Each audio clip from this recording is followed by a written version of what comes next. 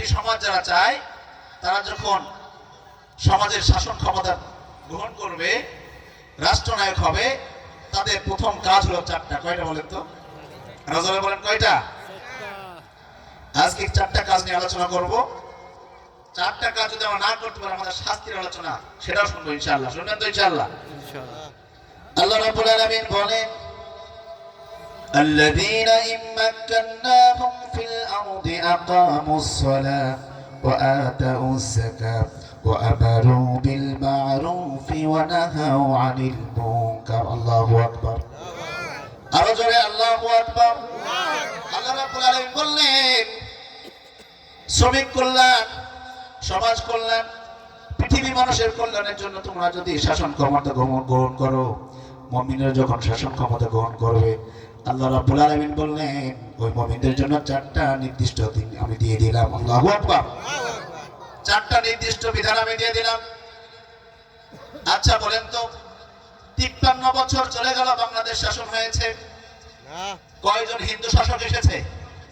একজন হিন্দু ছিল, রাষ্ট্রপতি হিন্দু ছিল, প্রধানমন্ত্রী হিন্দু ছিল, কেউ হিন্দু ছিল না। 53 বছরে দেখলাম শেখ মুজিবুর রহমান মুসলমানের সন্তান, হুসাইন মাহমুদ এরশাদ মুসলমানের সন্তান, জিয়াউর রহমান তিনিও মুসলমানের সন্তান, শেখ হাসিনা তিনিও মুসলমান ছিলেন, বেগম খালেদা জিয়া তিনিও মুসলমান ছিলেন, যারা রাষ্ট্রপতি ছিলেন তারাও তো মুসলমান ছিলেন, ঠিক কিনা বলেন?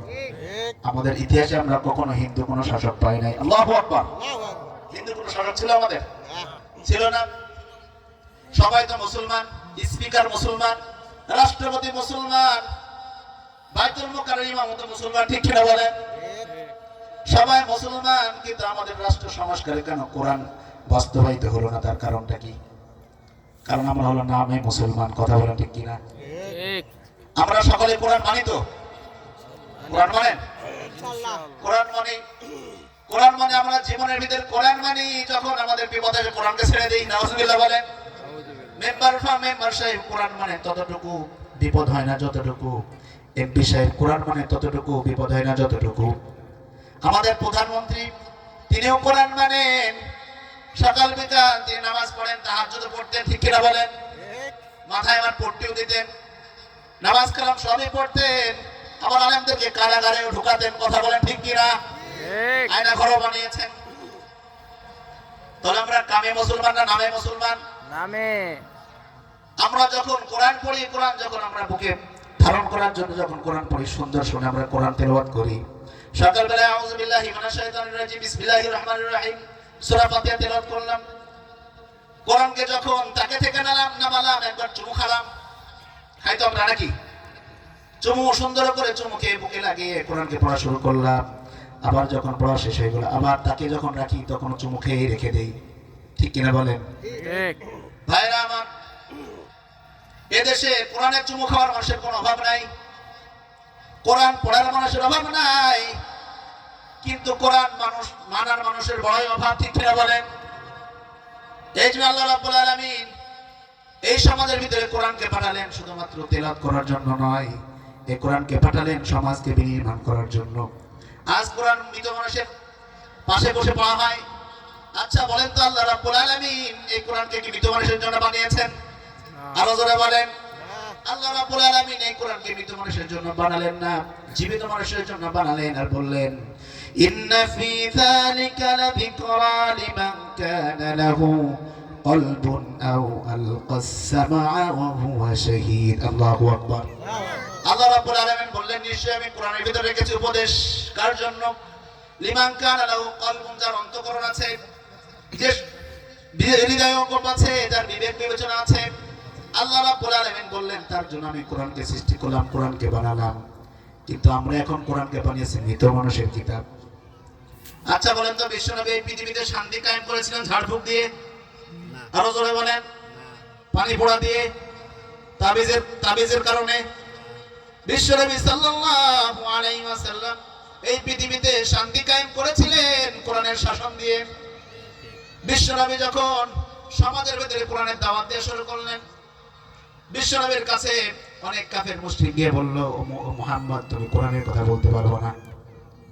মুহাম্মদকে বলল কাফেররা وقال الذين كفروا لرسلهم لنخرجنكم من أرضنا أو لتعودن في ملتنا الله أكبر কাফেররা মুহাম্মদকে বলল মুহাম্মদ তোমার শরীরের ভিতরে আমাদের রক্ত আমার ভাইয়ের রক্ত তুমি তো আমাদের গোত্রীয় সন্তান আমরা যা করি তুমিও তাই করো নাউজুবিল্লাহ বলেন আল্লাহ রাব্বুল আলামিন বিশ্বনবীকে কোরআন পাঠিয়েছিলেন ঝাড়ফুঁকের করার জন্য নয় তাবিজ বানানোর জন্য নয় আল্লাহ রাব্বুল আলামিন বিশ্বনবীকে বলেছিলেন ও নবী কিতাবুন আনজালনাহু ইলাইকা লিতুখরিজান নাসা মিনাজ যুলুমাতি ইলান নূর ও নবী এই কিতাবটা দিলাম আপনি মানুষের সামনে তেলাওয়াত করবেন সুদ হারাম ঘোষণা করবেন ঘুষ হারাম ঘোষণা করবেন জিনা হারাম ঘোষণা করবেন মানুষগুলোকে অন্ধকার থেকে আলোর দিকে নিয়ে আসবেন এটাই হলো আপনার কাজ আল্লাহ রাব্বুল আলামিন বিশ্বনবীকে এমন সময় কোরআনকে অবতীর্ণ করলেন জাহিলা যুগ মূর্খতার যুগ মূর্খতা এমন ভাবে ছড়িয়ে গিয়েছিল অন্যায় কি ন্যায় কি সেটা বুঝতো না পাপ কাজ কি তাদের কাছ থেকে সরে গিয়েছিল কোনটা অন্যায় কোনটা ন্যায় এটা তারা বুঝতো না এমন কি যুবতী নারীকে নিজের পিতার সামনে জোরপূর্বক ধর্ষণ করত পিতামাতার এই দুঃসাহস ছিল না জয় জুলুমবাজদেরকে তিনি সেখান থেকে বিতাড়িত করবেন প্রতিরোধ করবেন এই দুঃসাহস পিতার ছিল না এমন সময় আল্লাহ রাব্বুল আলামিন বিশ্বনবীর উপর কোরআন নাযিল করলেন জাহিলিয়া যুগে বিশ্বনবীকে বললেন ও নবী হাজার বাধা আসবে হাজার বিপত্তি আসবে তারপরেও তোমাকে কোরআনের দাওয়াত সমাজের ভিতরে পৌঁছে দিতে হবে বলেন আল্লাহু আকবার কাজ হলো কয়টা আরো জোরে বলেন দুইটা কাজ একটা হলো মানুষদেরকে হেদায়েতের কথা বলা অন্ধকার থেকে আলোর পথে ঢুকিয়ে দেওয়া কিন্তু চিল্লায় বলেন সুবহানাল্লাহ বিশ্বনবীকে বলল নিজের আপন চাচারা এই কোরআনের দাওয়াত থেকে তুমি যদি পিছপা না হও আমাদের দলের ভিতরে শামিল না হও ও মুহাম্মদ এই এলাকা ছেড়ে তোমাকে চলে যেতে হবে এমন কি এখান থেকে তোমাদেরকে বের করে দেওয়া হবে নাউজুবিল্লাহ আচ্ছা বলেন তো বিশ্বনবী সেখান থেকে বের করে দিয়েছিলেন না সেখানে ছিলেন বলেন বলেন তারাকে বের করে দিয়েছিল না সেখানে তারা রেখেছিল বের করে দিয়েছিল একটাই কারণ মুহাম্মদকে বলা হয়েছিল মুহাম্মদ তোমার কাজ হলো এই দুনিয়া থেকে তুমি যদি কোরআনকে উৎখাত করতে না পারো তোমাকে দুনিয়া থেকে সরিয়ে দেওয়া হবে এই কাবা চত্বর থেকে তোমাদেরকে সরিয়ে দেওয়া হবে বিশ্বনবীকে এমন কিছু বলা হয়েছিল বিশ্বনবীকে বলা হতো মাজনুন পাগল বিশ্বনবীকে বলা হতো কাহিন গণক বলা হতো আমার নবীকে বলতো শায়ের কবি বলা হতো বিশ্বনবীকে এই সমাজ থেকে বিচ্যুত করার জন্য ওয়ালিদ ইবনে মুগীরার বাড়িতে পরামর্শ সভা বসানো হলো সকল কাফের হাজির আবু জেহেল হাজির উতবা হাজির ওয়ালিদ ইবনে মুগীরা হাজির সকল কাফের নাস্তিকরা সেখানে উপস্থিত সামনে হজের মৌসুম চলে আসলো সবাই পরামর্শ করলো হজের মৌসুমে মুহাম্মদ তো কালেমার দাওয়াত দেবে কিভাবে সেখান থেকে তাকে সরিয়ে দেওয়া যায় পরিকল্পনা করো কেউ কেউ বলে ফেললো যে আজকে মুহাম্মদ যদি এই মৌসুমে হজের মৌসুমে দাওয়াত দেয় আমরা তাকে পাগল আখ্যায়িত করবো নাউজুবিল্লাহ বলেন দেখবেন সমাজে যারা বেশি দিনদার তাদেরকে মানুষ পাগল বলে ঠিক কিনা বলেন পাগল ছাগলের কাজ নেই যেখানে সেখানে দাওয়াতের কাজ করে ঠিক কিনা বলেন আমরা তাবলীগ ওয়ালাদেরকে বলেই ফেলি দেখে এই কাজ না পিকনিক করতে আসে নাউজুবিল্লাহ বলেন কারণ দিন মানবেও না কাউকে মানতেও দেবে না আছে না নাই সমাজের ভিতরে এখনো আছে বিশ্বনবীর উপরে এই পাগল আখ্যায়িত করা হয়েছিল বলা হয়েছিল মাজনুন পাগল কাহিন গণক শায়ের সবাই যখন বিভিন্ন প্রস্তাব করলো ওয়ালিদ ইবনে মুগীরা ছিল বিচক্ষণ ব্যক্তি তিনি বললেন তোমরা যে কথাগুলো বলো তার সাথে একটাও মিল নাই আল্লাহু আকবার কারণ ওই সমাজে সকল কাফের মুশরিকরা বলতো মুহাম্মদের কাছে যাবে না মুহাম্মদ হলো পাগল পাগলের কাছে কেউ যাবে না কিন্তু তারা এক কথা বলতো পাগলের কাছে গেলেই তোমরা তার মুরিদ হয়ে যাবে আল্লাহু আকবার এখন বলেন তো পাগলের কাছে যদি একবার কেউ যায় দ্বিতীয়বার যেতে চায় না যেতে চান একবার যদি পাগলের কাছে সত্যিকারের পাগলের কাছে কেউ যদি যায় দ্বিতীয়বার যেতে চাইবে অসম্ভব কিন্তু তারা কি বলতো পাগলের কাছে যে যায় পাগল তাকে মুরিদ বানায় ফেলে এ তো সাধারণ পাগল নয় অসাধারণ পাগল ঠিক কি না এমন পাগল তার কথা যদি কেউ শুনে মনোযোগ সহকারে শ্রবণ করে তার প্রেমে মত্ত হয়ে কালিমা পড়ে ইসলাম ধর্ম গ্রহণ করে ফেলে আল্লাহু আকবার আল্লাহু আকবার যখন এই কথা বলা শুরু করলো সমাজের ভিতরে যে পাগল যাকে বলে সে মনে মনে ভাবে আবার কেমন পাগল পাগলের কথা আবার ভালো লাগে নাকি যখন তারা এই কথা বলে আরো বেশি বেশি যায় আল্লাহু আকবার ওয়ালিদ ইবনে মুগিরা বলল, তোমরা যদি তাকে পাগল বলো তার কথার ভিতরে পাগলামি নাই, তাকে যদি তোমরা শায়ের বলো, কবি বলো, তার কথার ভিতরে কবিত্ব নাই। তোমরা তাকে যদি বলে কাহিন বলো, গণক বলো, সে তো গণক নয়। গণকরা তো চিটার বাটপার হয়, তার কথা বলে চিটারি বাটপারি নাই। আল্লাহু আকবার। আমার নবী কখনো চিটার ছিলেন না, আমার নবী কখনো মিথ্যা বলেন নাই, আমার নবীর চরিত্রের ভিতরে কোনো কলঙ্ক ছিল না। আল্লাহু আকবার। এই জন্য আল্লাহ রাব্বুল আলামিন বললেন, লাকাদ কানা লাকুম ফি রাসূলিল্লাহি উসওয়াতুন হাসানাহ। আমার নবীর আদর্শ এত সুন্দর, নবীর কাছে যে গিয়েছে সেই মুগ্ধ হয়েছে। সুবহানাল্লাহ। আল্লাহ রাব্বুল আলামিন নবীকে বললেন, নবী ফাবিমা রাহমাতিন মিনাল্লাহি লিনতা লাহুম ওয়ালাউ কুনতা ফাযযান গালিযাল কলবি লানফাদ্দু মিন হাওলিক। আল্লাহু আকবার। আল্লাহ রাব্বুল আলামিন নবীকে বললেন, নবী তোমার অন্তরটাকে আমি কোমল বানিয়েছি, তার কারণ হলো আমি আল্লাহ রাব্বুল আলামিন তোমার উপর করুণা করেছি, রহমত দিয়েছি। আল্লাহু আকবার। নবীর অন্তরটা কোমল ছিল, শব্দ কথা বলতেন না, নরম নরম কথা বলতেন, মিষ্টি মিষ্টি কথা বলতেন। বিশ্বনবী যখন মিষ্টি মুখে কথা বলতেন, বিশ্বনবীর প্রেমে মুগ্ধ হয়েছে অনেকেই। আবার বললেন, লিনতালাহুমুলা কুনতা ফাদদান গলিদাল কলবি লানফাদ্দু মিন হাওলিক। ও নবী, আপনি যদি শব্দ কথা বলেন, আপনার আচরণ যদি অসুন্দর হয়, আপনার কথা যদি রূঢ় হয়, আপনার আচরণ যদি খারাপ হতো, ও নবী, আপনার পাশে যে বন্ধুগুলো আছে সব আপনাকে ছেড়ে চলে যেত। নাউযুবিল্লাহ বলেন। এই জন্য আল্লাহ রাব্বুল আলামিন বিশ্বনবীকে সবচেয়ে চরিত্রবান বানিয়েছেন আর বলেছেন, ও পৃথিবীবাসী, তোমার জন্য একটা মানুষকে পাঠালাম যা গোটা বিশ্ববাসীর জন্য রহমত। আল্লাহু আকবার। কেমন রহমত ছিলেন বিশ্বনবী? বিশ্বনবী মুহাম্মদ রাসূলুল্লাহ সাল্লাল্লাহু আলাইহি ওয়াসাল্লাম যখন মক্কা বিজয় করলেন, একজন নয়, দুইজন নয়, 10,000 সাহাবা ছিলেন। কতজন সাহাবা? 10,000 সাহাবা নিয়ে মক্কার ভিতরে প্রবেশ করবেন। বিশ্বনবী মক্কার ভিতরে প্রবেশ করবেন, এমন অবস্থায় একজন বৃদ্ধা নারী বিশ্বনবীর সামনে দিয়ে হেঁটে যায়। বিশ্বনবী বললেন, ও মা, বৃদ্ধা মানুষ তুমি, এত গাট্টি গুট্টি নিয়ে কোথায় যাও? তুমি কোথায় চলে যাও? তোমার দেশ ছেড়ে কোথায় যাও? ওই বৃদ্ধা নারী বললেন, আমি শুনেছি আজ নাকি আব্দুল্লাহর বেটা মুহাম্মদ প্রায় 10,000 সৈন্য নিয়ে মক্কা বিজয় করবে, মক্কা আক্রমণ করবে, সামনে যাকেই পাচ্ছে তাকেই কতল করছে। নাউযুবিল্লাহ বলেন। এরা বিশ্বনবীর একটা মিথ্যা অপবাদ, আমাদের উপরও মিথ্যা অপবাদ দেওয়া হয়েছিল, ঠিক কিনা বলেন? আমাদেরকে বলা হতো আমরা জঙ্গি, দাড়ি দেখলেই বলে আলবদর, টুপি দেখলে রাজাকার, আছে না নাই? যুগে যুগে বিশ্বনবীকে এই কথা বলা হতো, বিশ্বনবীকে বলা হতো পাগল। যুগে যুগে কাফের, নাস্তিক, মুরতাদিরা, তারা সবসময় যারা আলেম উলামা আছে, কোরআনের প্রেমিক আছে, তাদেরকে এই ট্যাগ লাগিয়ে দিত। নাউযুবিল্লাহ বলেন। নবী থেকে চলে আসছে, এই পৃথিবীতে যারা এসেছিলেন তাদের উপর অত্যাচার করা হয়েছিল। ইব্রাহিম আলাইহিস সালামকে আগুনে নিক্ষেপ করা হয়েছিল কিসের জন্য? নমরুদ বলেছিল, ও ইব্রাহিম, তুমি যদি এই কাজ থেকে ফিরে না থাকো তোমাকে আগুনে নিক্ষেপ করব। এমনকি জন্মদাতা পিতা ইব্রাহিমের বিরুদ্ধে চলে গেল। নাউযুবিল্লাহ বলেন। ভাবতে পারছেন আপনারা? নিজের আপন পিতা ইব্রাহিম আলাইহিস সালামকে বলছেন, ইব্রাহিম, তুমি যদি এই কাজ থেকে সরে না যাও, পাথর দিয়ে তোমার মুখকে মেরে থেতলিয়ে দেব। নাউযুবিল্লাহ বলেন। তারপরেও দিন থেকে সরে গিয়েছিলেন। বলেন বলেন। দিন যারা মানবে, দিন মানার কারণে বিপদ আসবে, বালা মুসিবত আসবে, জেল হবে, জরিমানা হবে, ফাঁসির কাস্টে ঝোলা লাগবে, তারপরেও ইসলাম থেকে বিন্দু পরিমাণ সরে থাকা যাবে না। কথা বলা ঠিক কিনা? এই দিনকে প্রতিষ্ঠা করার জন্য বিশ্বনবীর আপন চাচা আবুল হামজা রাদিয়াল্লাহু তাআলা জীবন দিয়েছেন। এই দিনকে প্রতিষ্ঠা করার জন্য হযরত বেলাল জীবন দিয়েছেন। এই দিনকে প্রতিষ্ঠা করার জন্য সুমাইয়া আম্মার জীবন দিয়েছেন। এই দিনকে প্রতিষ্ঠা করার জন্য ওমর ইবনে খাত্তাব জীবন দিয়েছেন। এই দিনকে প্রতিষ্ঠা করার জন্য আবার যদি আপনাদের ডাক আসে, ময়দানে যদি বুকের তাজা খুন বিরত হয়, কারা কারা যেতেন দুই হাত লাগে দেখা। আল্লাহু আকবার। আরে তাকবীর, আল্লাহু আকবার, তাকবীর, আল্লাহু আকবার। আল কোরআনের আলো, শরীয়তের আলো, সংসদে চালো, আল কোরআনের আলো,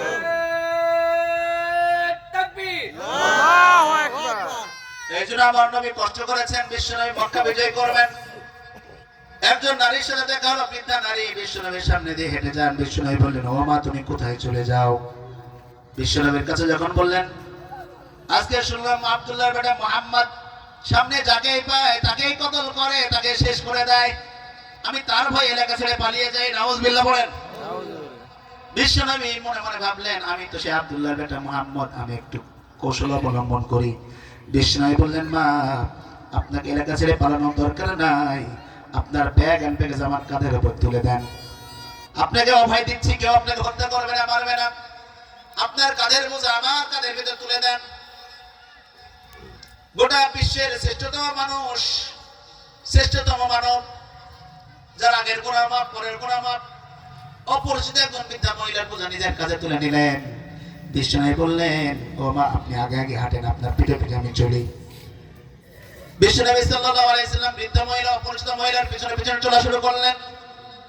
বিশ্বনবী সাল্লাল্লাহু আলাইহি ওয়াসাল্লাম অপরিচিত নারীর ব্যাগ এন্ড ব্যাগেজগুলো বহন করে চলা শুরু করলেন। বিশ্বনবী ঠিক যথাসময়ে বৃদ্ধা মহিলার বাড়ি পৌঁছে গেলেন। বিশ্বনবী সাল্লাল্লাহু আলাইহি ওয়াসাল্লাম তার ব্যাগ এন্ড ব্যাগেজগুলো তার বাড়িতে রেখে দিলেন। বিশ্বনবী সালাম বিনিময় করে চলে আসবেন এমন অবস্থায় নারী বলে, ও বাবা এত উপকার করলাম, কত রাস্তা পাড়ি দিলে, আমার ব্যাগগুলো বয়ে এনেছো, আমার বাড়ি পর্যন্ত তুমি পৌঁছে দিয়েছো, কোনো চিন্তা ছাড়া কোনো ভয় ছাড়া তুমি আমাকে বাড়ি পৌঁছে দিয়েছো, বাবা তোমার পরিচয়টা একটু দিয়ে যাও। বিশ্বনবী মুহাম্মদ সাল্লাল্লাহু আলাইহি ওয়াসাল্লাম আবেগ আপ্লুত হয়ে গেলেন, চোখের পানি ছেড়ে দিলেন। বিশ্বনবী বললেন, ও মা যে মুহাম্মদের ভয়ে আপনি এলাকা ছেড়ে চলে যান, আমি হলাম সেই আব্দুল্লাহর বেটা মুহাম্মদ। আল্লাহু আকবার। আমার নবী গোটা পৃথিবীবাসীর জন্য রহমত ছিলেন। ওমা আরসালনাকা ইল্লা রাহমাতাল লিল আলামিন।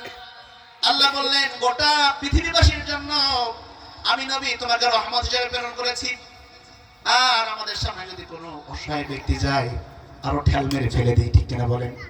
পাগলের সাথে আমরা আরো পাগলামি করি, কিন্তু বিশ্বনবী পাগলকেও সম্মান করতেন, কথা বলতেন। এটা হলো বিশ্বনবীর আদর্শ। এই জন্য যুগে যুগে যারা কোরআনের সাথে ছিল তাদেরকে ধোঁকা দেওয়া হয়েছে, তাদেরকে কারাগারে ফেলা হয়েছে। আমার নবী 3টা বছর অসহায়ের মতো জেল কেটেছেন। আমার নবীর উপর অক্লান্ত পরিশ্রম করেছেন, ইসলামের জন্য, দ্বীনের জন্য মার খেয়েছেন, যুদ্ধ করেছেন। বিশ্বনবীর অসংখ্য সাহাবা শহীদ হয়েছে এই কোরআনকে বাস্তবায়ন করার জন্য, নিজের জন্য নয়, উম্মতের জন্য, ঠিক কিনা বলেন? নিজের জন্য কিছুই করেন নাই, ঘর ছিল না, বাড়ি ছিল না। বিশ্বনবী মুহাম্মদ সব উম্মতের জন্য সরে গিয়েছেন। বিশ্বনবী মুহাম্মদ সাল্লাল্লাহু আলাইহি সাল্লাম বলছেন, আমি আল্লাহ রাব্বুল আলামিনের কাছে 3টা দোয়া করেছিলাম। কয়টা? আর আওয়াজ করে বলেন, আরো জোরে, আরো জোরে। 3টা দোয়া করেছিলেন আমার নবী। আল্লাহ রাব্বুল আলামিন কি বলেন, ও আল্লাহ আমার উম্মতকে তুমি দুর্ভিক্ষ দিয়ে ধ্বংস করে দিও না। আল্লাহ রাব্বুল আলামিন যখন বিশ্বনবী এই দোয়া শুনলেন, সঙ্গে সঙ্গে কবুল করে নিলেন। বলেন আল্লাহু আকবার। আবার আল্লাহ রাব্বুল আলামিনের কাছে দোয়া করলেন, ও আল্লাহ আমার উম্মতদেরকে ঝড় এবং তুফানে তুমি ধ্বংস করে দিও না। আল্লাহ এটাও কবুল করলেন। আল্লাহু আকবার। আরেকটা দোয়া করলেন, আল্লাহকে বলেন, ও আল্লাহ ঝগড়া বিবাদে আমার উম্মতের যেন লিপ্ত না হয়। আল্লাহ এই দোয়াটা ফিরিয়ে দিলেন। দোয়া কয়টা কবুল হলো? আরো জোরে। এই পৃথিবীতে অসংখ্য জাতি এসেছে, সামুদ জাতিকে ধ্বংস করা হয়েছে, বনি ইসরায়েলকে ধ্বংস করা হয়েছে, লূত জাতিকে ধ্বংস করা হয়েছে। পৃথিবীতে অসংখ্য জাতি এসেছিল, 7 জাতিকে আল্লাহ রাব্বুল আলামিন গজব দিয়ে ধ্বংস করে দিয়েছেন, ঠিক কিনা বলেন? কিন্তু এই উম্মতরা এত অন্যায় করে, পাপ করে, প্রকাশ্যে জিনা করে, প্রকাশ্যে মদ খায়, তারপর আল্লাহ রাব্বুল আলামিন কেন এই জাতির উপর গজব দেন না? আমার নবী আল্লাহর কাছে দোয়া করেছিলেন, যার ফলশ্রুতিতে এই জাতির উপরে গজব আসে না, ঠিক কিনা? ঠিক। দাউদ আলাইহিস সালাম, তার উপরে একটা কিতাব নাজিল হলো, জাবুর কিতাব। জাবুর কিতাব নাজিল হলো, আল্লাহ রাব্বুল আলামিন তার কণ্ঠের ভিতরে মধু ঢুকিয়ে দিয়েছেন। আল্লাহু আকবার। অনেক সময় দেখবেন কারি সাহেবরা যখন সুন্দর স্বরে তেলাওয়াত করে, শুনতে ভালো লাগে না? মনে হয় যেন আসমান থেকে কোরআন নাজিল হচ্ছে, ঠিক না বলেন? ঠিক। দাউদ আলাইহিস সালাম ঠিক এমন স্বরে কোরআনকে, জাবুর কিতাব তেলাওয়াত করতেন, আকাবা উপর করে তেলাওয়াত করতেন, সুন্দর স্বরে জাবুর কিতাব তেলাওয়াত করতেন। তো জাবুর কিতাব তেলাওয়াত এত সুন্দর করে তেলাওয়াত করতেন, আকাশের পাখিগুলো থেমে যেত। আল্লাহু আকবার। আল্লাহু আকবার। মাছেরা নদীর কিনারে চলে আসতো জাবুর তেলাওয়াত শোনার জন্য। আল্লাহর কি করুণা, কি মহিমা দেখেন। ওই এলাকায় জাবুর কিতাব যেখানে তেলাওয়াত করা হতো, আকাশের পাখিগুলো থেমে যেতেন জাবুর তেলাওয়াত শোনার জন্য।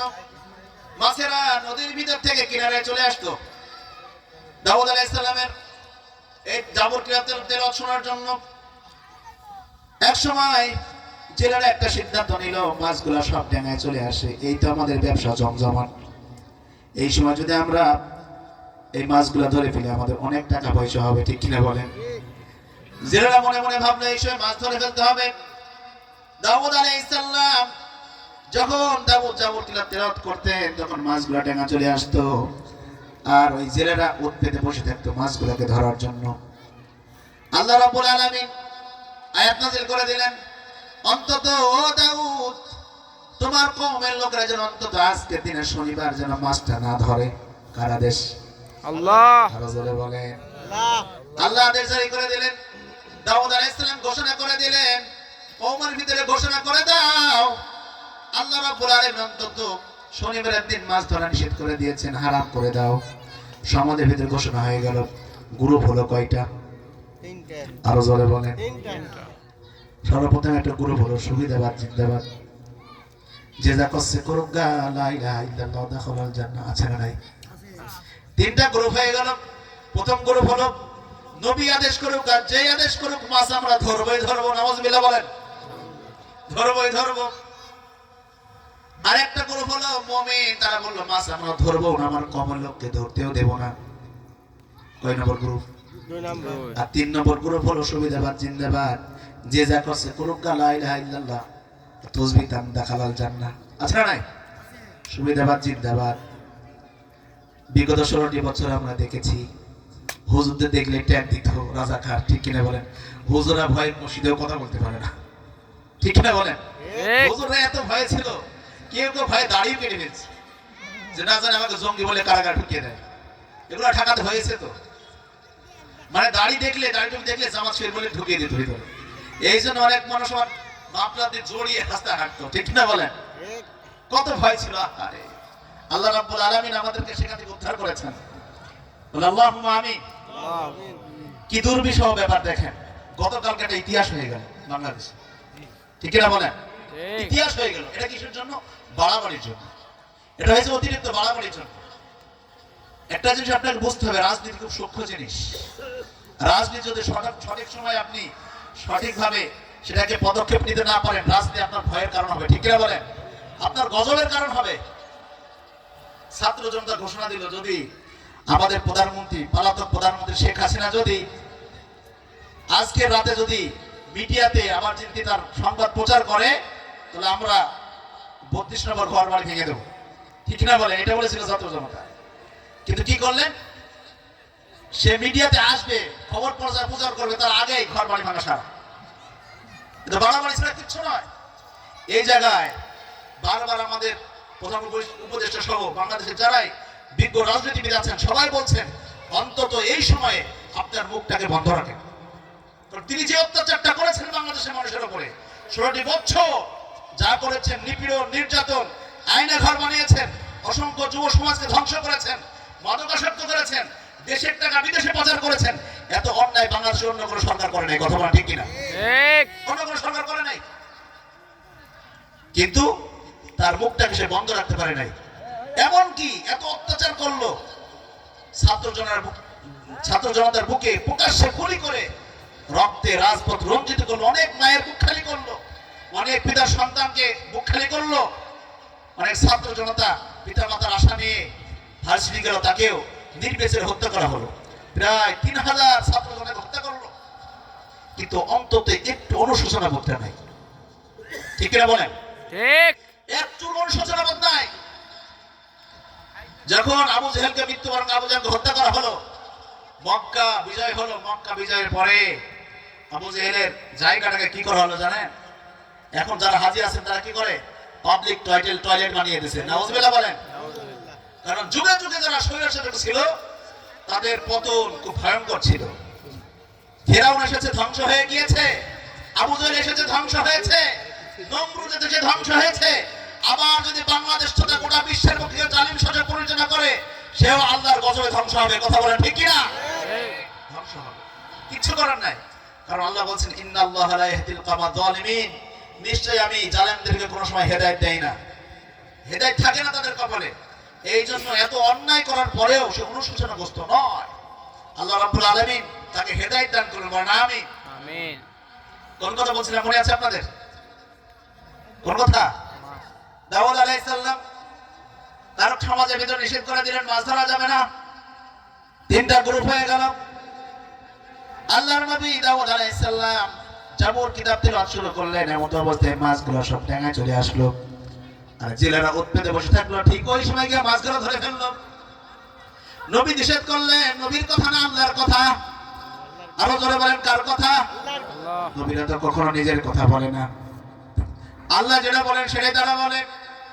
নবীর কথা সেটা ছিল না, সেটা আল্লাহর কথা ছিল। আল্লাহ ইনজাইল করে দিলেন যে অন্তত আজকের দিনে মাছ ধরো না। আল্লাহর কথাকে উপেক্ষা করে তারা মাছকে ধরলো। আল্লাহ রাব্বুল আলামিন আসমান থেকে গজব ফেললেন। এক গ্রুপকে কি করে দিলেন? শুকর বানিয়ে দিলেন আর বানর বানিয়ে দিলেন। ওই সমাজে যারা যুবক শ্রেণী ছিল তাদেরকে আল্লাহ রাব্বুল আলামিন বানর বানিয়ে দিলেন। আর যারা তাদেরকে মদত দিয়েছে, বুদ্ধি দিয়েছে, বলে হুজুরের কথা শোনা যাবে না, হুজুরকে মসজিদ থেকে বের করে দে। আছে না নাই? কিছু বদমাই শয়তান লোক আছে না, বুড়া, একেবারে বুড়া শয়তান, শিক্ষিত শয়তান কিছু লোক আছে, যুগে যুগে সব সমাজে ছিল। যারা বৃদ্ধ ছিল তারা যুব শ্রেণীকে বুদ্ধি দিয়েছে। নবী বলুক আছে, এই বলুক ওটা ধরা যাবে, ওটা করা যাবে না। নবী তার বিরুদ্ধে কথা বললেন, নবীর বিরুদ্ধে তারা ষড়যন্ত্র করলেন। বৃদ্ধ মানুষগুলা কুবুদ্ধি দিয়ে এই সমাজকে ধ্বংস করার জন্য সমাজ যুব সমাজকে বললেন নবীর কথা শোনা যাবে না, মাছ ধর। আল্লাহ রাব্বুল আলামিন যুবক সমাজকে তিনি কি করে বানর বানিয়ে দিলেন। আর বৃদ্ধ যারা ছিল, মদতদাতা বুদ্ধিদাতা যারা ছিল, আল্লাহ রাব্বুল আলামিন তাদেরকে শুকর বানিয়ে দিলেন। আর এক গ্রুপ যারা মাছ ধরে নাই, কিন্তু কাউকে ধরতেও দেয়নি, আল্লাহ রাব্বুল আলামিন তাদেরকে নাজাত দিয়ে দিলেন। বলেন আল্লাহু আকবার। আচ্ছা, আপনাদের কাছে একটা প্রশ্ন বলি। আচ্ছা বলেন তো, জাবুর কার কিতাব? আল্লাহ। জোরে বলেন। কোরআন কার কিতাব? আল্লাহ। কোরআনের সম্মান বেশি না জাবুরের সম্মান বেশি? আরো জোরে বলেন। কোরআন। আর একটা কথা বলেন, জাবুর কিতাব মাসের জন্য শোনা কি ফরজ ছিল? মাসের জন্য জাবুর কিতাব শোনা ফরজ ছিল না। কিন্তু আল্লাহ রাব্বুল আলামিন গোটা বিশ্ববাসীকে ডাক দিয়ে বললেন, বিশ্ববাসী শোনো, এই কোরআনকে তোমাদের জন্য শোনা ফরজ, মানা ফরজ। সুবহানাল্লাহ বলেন। শোনা ফরজ, মানা ফরজ। জাবুর কিতাব মাসের জন্য শোনা ফরজ ছিল না। সামান্য আশরাফুল মাখলুকাত না হওয়ার কারণে, সামান্য সৃষ্টি হওয়ার কারণে তারা মাছ ধরা ফরজ ছিল না, মাছের জন্য জাবুর কিতাব শোনা ফরজ ছিল না। তারপরেও আল্লাহ রাব্বুল আলামিন কি করে দিলেন? মাছ ধরার কারণে তাদেরকে গজব দিয়ে তাদেরকে শুকর এবং বানর বানিয়ে দিলেন। এখন বলেন, মাছ ধরেছে যারা, তাদেরকে শুকর এবং বানর বানিয়ে দিলেন। এই সময় যারা কোরআন শোনে না, কোরআন মানে না, কোরআন মানতেও দেয় না, তাদের কি করা উচিত?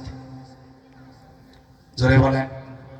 আল্লাহ রাব্বুল আলামিন বিশ্বনবীকে তিনটা দোয়া করার ফুসরাত দিয়েছিলেন। প্রথমটা হলো দুর্ভিক্ষের কারণে আল্লাহ রাব্বুল আলামিন যাতে ওই জাতিকে ধ্বংস করে না দেয়। দ্বিতীয় কারণ হলো আল্লাহ রাব্বুল আলামিন যাতে গজব দিয়ে ধ্বংস না করে দেয়, ঝড় তুফান না দেয়। তৃতীয় কারণ হলো ঝড় বিবাদ, ঝগড়া বিবাদে যেন আল্লাহ রাব্বুল আলামিন ধ্বংস না করেন। আল্লাহ রাব্বুল আলামিন এই জাতির ভিতরে ঝগড়া বিবাদ আছে না নাই? স্বামী স্ত্রী ঝগড়া আছে না নাই? সন্তানের পিতায় ঝগড়া আছে না নাই? পাড়ায় পাড়ায় মহল্লা মহল্লায় মারামারি দ্বন্দ্ব আছে না নাই? আল্লাহ রাব্বুল আলামিন দোয়াটা কবুল করে নাই। এই জন্য এখন পর্যন্ত মানুষের ভেতরে ফিতনা ঢুকে পড়েছে, অন্যায় ঢুকে পড়েছে, ভাইয়ে ভাইয়ে দ্বন্দ্ব, স্বামী স্ত্রী দ্বন্দ্ব, পিতায় সন্তানের দ্বন্দ্ব, এই পাড়া পাড়া দ্বন্দ্ব, রাষ্ট্রে রাষ্ট্রের দ্বন্দ্ব। আল্লাহ রাব্বুল আলামিন এই দোয়াটা কবুল করে নাই। এই জন্য আল্লাহ রাব্বুল আলামিন আমাদের জন্য শাস্তির কথা বলেছেন। আল্লাহ রাব্বুল আলামিন বললেন, ওয়ালিল্লাহিল ইজ্জাতু ওয়া লিরাসূলিহি ওয়া লিল মুমিনিনা ওয়ালাকিন্নাল মুনাফিকিনা লা ইয়ালামুন। আল্লাহু আকবার। আল্লাহ রাব্বুল আলামিন বললেন, ইজ্জত সম্মান আল্লাহর জন্য, তার নবীর জন্য আর মুমিনদের জন্য। কিন্তু অধিকাংশ কাফের মুশরিকরা জানে না, মানতেও চায় না। আল্লাহ রাব্বুল আলামিন যুগে যুগে যারা ঈমান এনেছে, আল্লাহ রাব্বুল আলামিন বললেন কোরআন কারীমের ভিতরে, ফালইয়াবুদু রাব্ব হাযাল বাইতিল্লাযী আত'আমাহুম মিন জু' ওয়া আমানাহুম মিন খাউফ। আল্লাহু আকবার। আল্লাহ রাব্বুল আলামিন মানুষকে শান্তি দেওয়ার জন্য বললেন, বান্দারা, শান্তি আর মুক্তি যদি পেতে হয় কেবলমাত্র শুধুমাত্র এই ঘরের মালিকের ইবাদত করো। বাইতুল্লাহর ইবাদত হবে না, বাইতুল্লাহর মালিকের ইবাদত করো তোমরা। ফালইয়াবুদু রাব্ব হাযাল বাইত, এই ঘরের মালিকের ইবাদত করো। আল্লাহ রাব্বুল আলামিন বললেন, যদি এই ঘরের মালিকের ইবাদত করতে পারো, আমি আল্লাহ রাব্বুল আলামিন তোমাদের ক্ষুধার সময় খাদ্য দিয়ে ধন্য করব। আর তা শেষ সময় তোমাদের যখন ভয় ভীতি আসবে, আমি আল্লাহ রাব্বুল আলামিন নিরাপত্তার চাদর দিয়ে বেষ্টনী করে দেব। আল্লাহু আকবার। আল্লাহ রাব্বুল আলামিন এই পৃথিবীতে ইব্রাহিম আলাইহিস সালামকে বললেন, নবী যাও মক্কার প্রান্তে কাবা চত্বরে আল্লাহ রাব্বুল আলামিন বাইতুল্লাহ একটা ঘর বানাও। ইব্রাহিম আলাইহিস সালাম তার সন্তানকে সাথে করে নিয়ে